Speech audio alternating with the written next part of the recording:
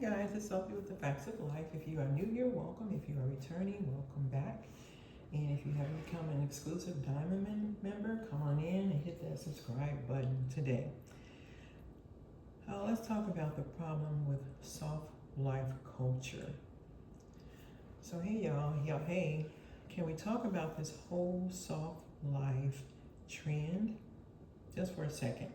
Because somewhere along the way, social media convinced people that healing looks like expensive brunches, silk pajamas, luxury vacations, quitting your job every 6 months, and protecting your peace from everybody. And listen, I love rest. I'm the first person to agree with that. I love peace. I love slowing down. But some of what we're talking or calling soft life honestly looks like avoidance, escapism, and unrealistic expectations. And I think a lot of people are silently struggling because real life still requires discipline, discomfort, boundaries, responsibility, and sacrifice. So today I want to talk about the difference between a healthy soft life and a fantasy life because they are not the same thing. The main problem is that social media has sold many people a dream or a pipe dream.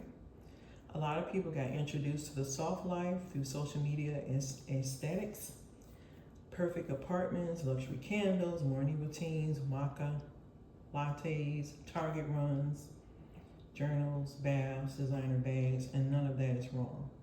But the problem starts when people begin thinking, if my life feels hard, I'm failing. That is not reality. Real life is hard sometimes. It's ups and downs. It's a roller coaster ride, right? Sometimes you are tired. Sometimes you do have to work overtime. Sometimes healing is uncomfortable. Sometimes growth is lonely. Sometimes discipline feels boring. Everything cannot be, I don't want stress, because even healthy things require effort. Friendships, business, fitness, healing, all requires effort. You cannot build a meaningful life while avoiding every uncomfortable feeling. And I think that social media is turning discomfort into something people think they should immediately escape from. So, why some people confuse peace with avoidance? This is the part nobody wants to say. Sometimes protecting my peace is valid, and sometimes it's just avoiding accountability. Not every disagreement is toxic. Not every correction is negative energy. Not every inconvenience is trauma. Some people cut off friends over one disagreement, quit jobs without a plan, avoid hard conversations, refuse feedback, and then call it self-care. That's not realistic. And that's not always a healing path. Sometimes that's emotional immaturity. Real peace is not running from everything difficult. Real peace is being emotionally stable enough to handle difficult things without constantly falling apart. That's maturity. Because the truth is, you can't gauge your apartment enough or sage your apartment enough to avoid adult responsibilities.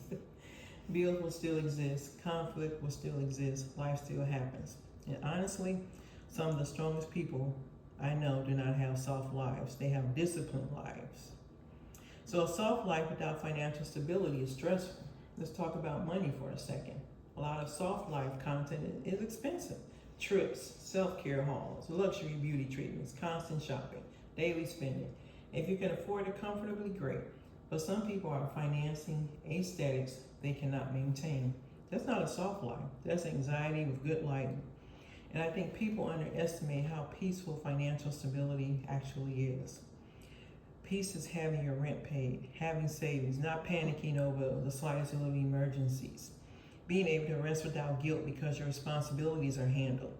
That kind of peace usually comes from consistency and sacrifices first, not aesthetics. And honestly, some of the most luxurious things are invisible. Emotional stability, debt freedom, healthy boundaries, a quiet home, reliable income, good sleep. That's real peace. But can you rest without romanticizing laziness? I think people are exhausted. That's the real issue. People are burned out emotionally, mentally, spiritually, financially. So I understand why soft life culture becomes popular.